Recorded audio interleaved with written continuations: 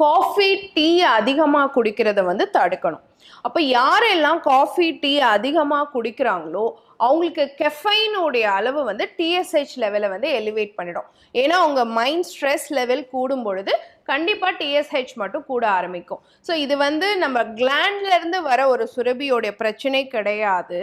நமக்கு மூளையிலேருந்து நம்ம செய்யக்கூடிய விஷயங்கள்னால டிஎஸ்ஹெச் மட்டும் எலிவேட் ஆகுது. ஸோ சரியாக சாப்பிடாமல் இருக்கிறது, சரியாக தூங்காமல் இருக்கிறது, நிறைய டீ காஃபி குடிக்கிறது, இந்த மாதிரி விஷயங்கள் தான் டிஎஸ்ஹெச் லெவலை எலிவேட் பண்ணுது அப்படிங்கிறத நம்ம தெரிஞ்சுக்கணும். அப்போ என்ன பண்ணணும்? டீ காஃபியை குடிக்கிறத நிறுத்திட்டு கொத்தமல்லி டீ அந்த மாதிரி எடுத்துக்கலாம். ஸோ இரவில் வந்து ஒரு 2 கைப்பிடி அளவு நல்லா தட்டிட்டு கொத்தமல்லியை ஊற போட்டு கூட 2 டம்ளர் ஒரு 200 ml தண்ணி விட்டு காலையில் லைட்டாக அதை ஹீட் பண்ணிக்கலாம். கூட 2 மிளகு ஆட் பண்ணிக்கலாம். ஏன்னா சளி பிடிக்கும் அப்படின்னு பயப்படுறவங்க 2 மிளகையும் முழுமையாக அதில் ஆட் பண்ணி கொதிக்க வச்சு வடிகட்டி கருப்பட்டை சேர்த்து டீ மாதிரி எடுத்துக்கலாம். தைராய்டு ஹார்மோன் மாத்திரை சாப்பிட்டுட்டு 1 மணி நேரம் கழிச்சு, நீங்கள் மாத்திரை சாப்பிட்டுட்டு இருக்கீங்கன்னா, மாத்திரை சாப்பிடலைன்னா உடனே எடுத்துக்கலாம்.